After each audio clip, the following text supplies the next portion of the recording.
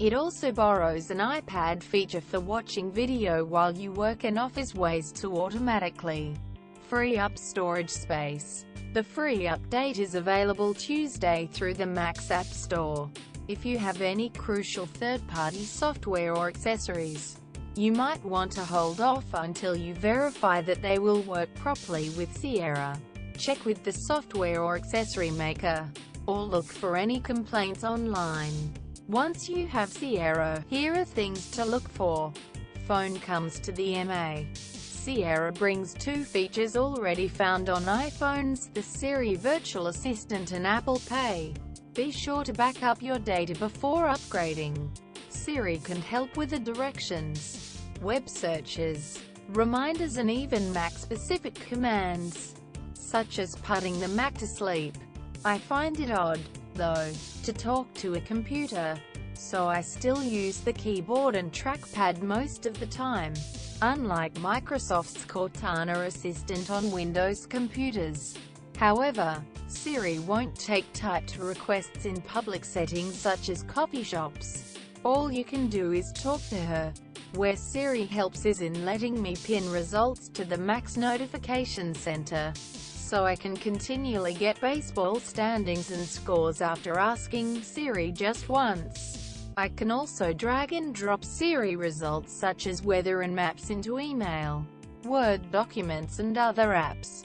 Apple's payment service, meanwhile, now works with websites that enable it.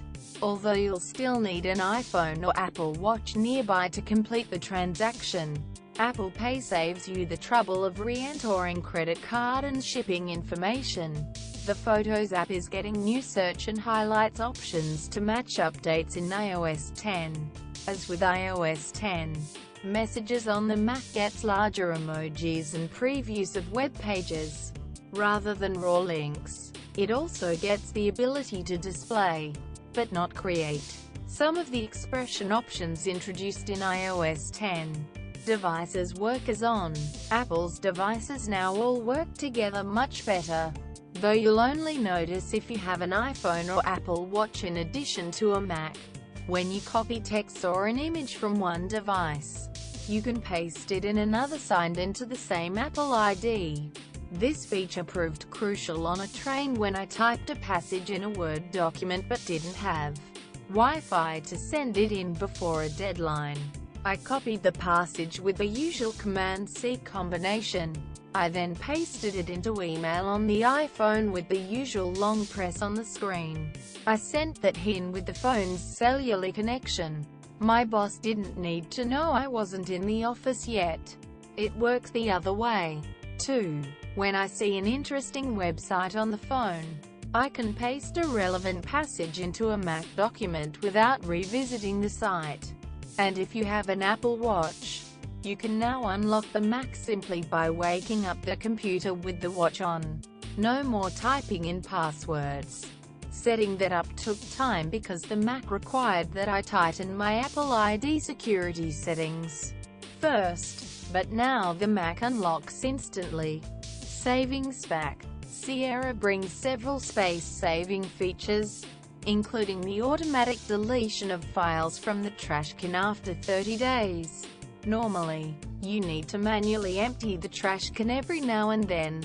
As space runs low, the Mac will also remove files you can get again online, namely, iTunes video and email attachments. If you choose to sync your desktop and document folder through iCloud, the Mac will also delete older files and keep them online only.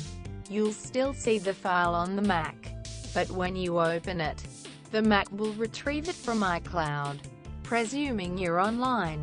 Video on the MA.